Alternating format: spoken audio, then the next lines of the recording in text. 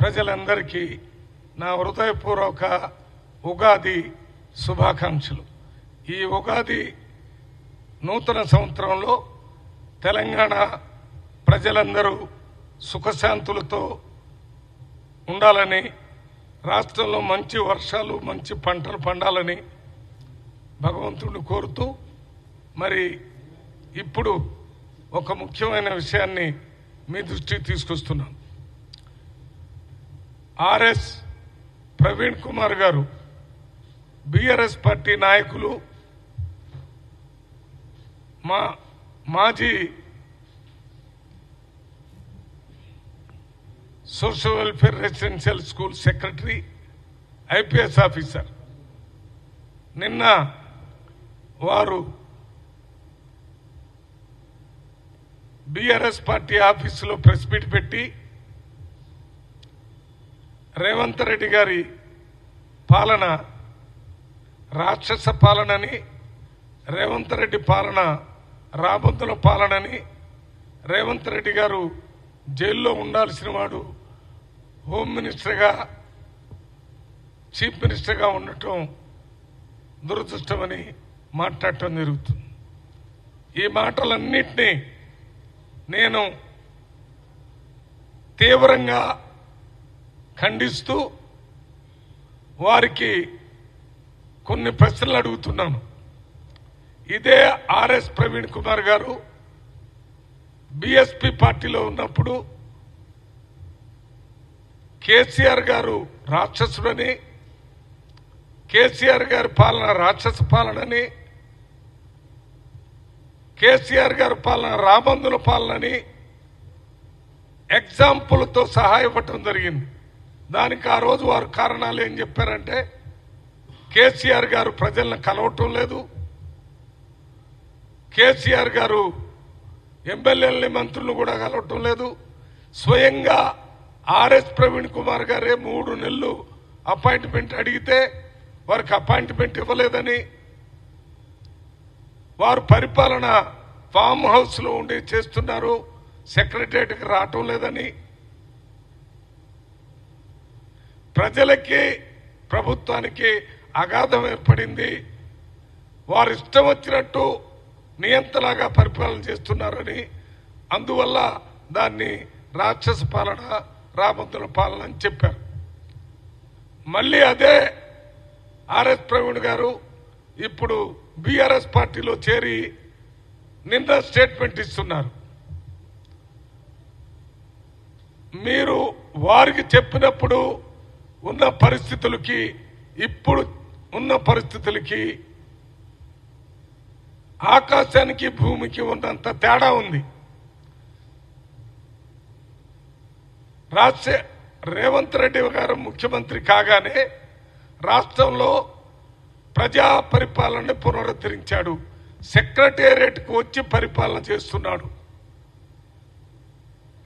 మొట్టమొదటి రోజే ఇంత ముందున్న ప్రగతి భవన్ ముందున్న ముండ్ల కంచెలు తొలగించాడు. ప్రజాభవన్లో మామూలు ప్రజలు పోయి వాళ్ళ కష్ట సుఖాల మీద అప్లికేషన్లు ఇచ్చే ఏర్పాటు చేస్తున్నారు. ఇది రేవంత్ రెడ్డి చేస్తున్నాడు. ఇంతే కాకుండా అధికారంలోకి వచ్చిన వెంటనే మహిళలందరికీ బస్సులో ఉచితంగా తిరిగే అవకాశాన్ని కల్పించాడు. పేద ప్రజలకు 10 లక్షల రూపాయలు ఆరోగ్యశ్రీ ఏర్పాటు చేశాడు. పేద ప్రజలకి 200 యూనిట్లు కరెంటు ఫ్రీగా ఇస్తారని చెప్పాడు. మహిళలందరికీ 500 రూపాయలకే గ్యాస్ సిలిండర్ ఇప్పిస్తున్నాడు. పేద ప్రజలందరికీ 5 లక్షల రూపాయలతో ఇందిరమిల్లు ఏర్పాటు చేస్తున్నాడు. ఇది కాకుండా రైతులకి 2 లక్షల అప్పు మాఫీ చేసి రాష్ట్రంలో 21,000 కోట్ల రూపాయలు రైతుల ఖాతాల్లో ఒకేసారి వేయటం జరిగింది. రైతు భరోసా ఇవ్వటం జరిగింది. నిరుద్యోగ యువకి 60,000 మందికి ఉద్యోగాలు ఇవ్వటం జరిగింది. ఇంకా ఇవ్వటానికి క్యాలెండర్ ప్రకటించారు. మహిళలకి ఇంతకుముందు ఎప్పుడు లేనంత ఎక్కువ పావుల వడ్డీకి డబ్బులు ఇవ్వటం, మహిళలకి సోలార్ కరెంటు ఉత్పత్తి చేసే అవకాశం కల్పించడం, మహిళా యూనిట్స్కి మన పెట్రోల్ బంకులు ఇవ్వటం, వారిని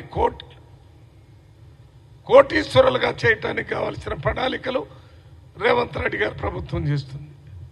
ఇంకా ఎస్సీ, ఎస్టీ, బీసీ, మైనార్టీల గురించి వీటి మీద ఆర్ఎస్ ప్రవీణ్ గారికి మంచి అవగాహన ఉందని నేను అనుకుంటున్నాను. ఎందుకంటే వారు సోషల్ వెల్ఫేర్ రెసిడెన్స్ హాస్టల్ సెక్రటరీగా ఉన్నప్పుడు హాస్టల్స్ బాగా నడిపించారనే పేరుంది.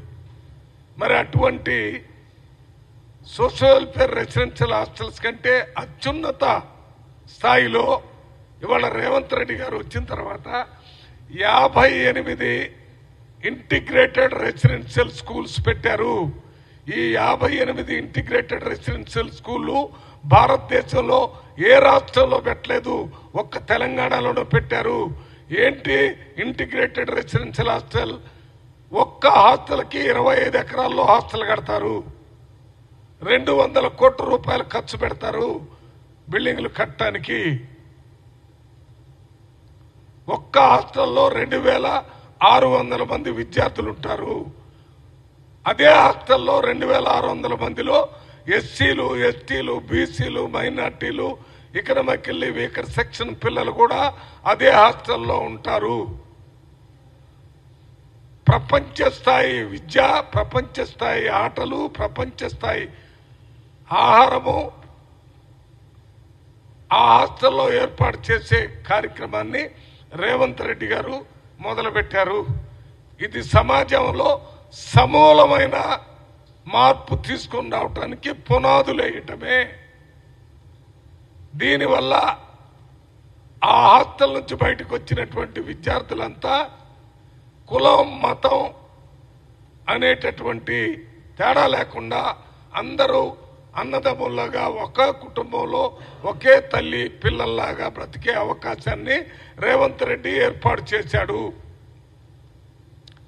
అంతేకాకుండా ఇప్పుడున్న రెసిడెన్షియల్ హాస్టల్లో, మామూలు హాస్టల్లో ఉన్నటువంటి SC, ST, BC, minority hostels లో ఉన్న 7 లక్షల మంది విద్యార్థులకి 40% మెచ్చార్జీలు పెంచాడు. 10 సంవత్సరాల్లో బీఆర్ఎస్ పార్టీ ప్రభుత్వం పెంచలేదు. కాస్మెటిక్ ఛార్జెస్ 200% హాస్టల్ పిల్లలకు పెంచాడు. అది కాకుండా నిన్న మొన్న రేవంత్ రెడ్డి గవర్నమెంట్ 6,000 కోట్ల రూపాయలు SC, ST, BC, minority, economically weaker section పిల్లలకి సెల్ఫ్ ఎంప్లాయ్మెంట్ ఇవ్వడానికి బడ్జెట్ శాంక్షన్ చేసి క్యాలెండర్ డిక్లేర్ చేశారు. ఏప్రిల్ 5వ తారీఖు దాకా అప్లికేషన్లు తీసుకోవటం, ఏప్రిల్ 5 నుంచి 31 ఏప్రిల్ వరకు స్క్రూటినీ చేసి శాంక్షన్ చేయటం, జూన్ 2వ తారీఖున శాంక్షన్ ఆర్డర్ ఇవ్వాలనేటటువంటి కార్యక్రమాన్ని చెప్పాడు. ఇది ఎప్పుడైనా జరిగిందా? 6,000 కోట్ల రూపాయలు only SC corporation, ST corporation, BC corporation, minority corporation, economically weaker section వాళ్ళకి ఇచ్చే బడ్జెట్ ని విడుదల చేశారు.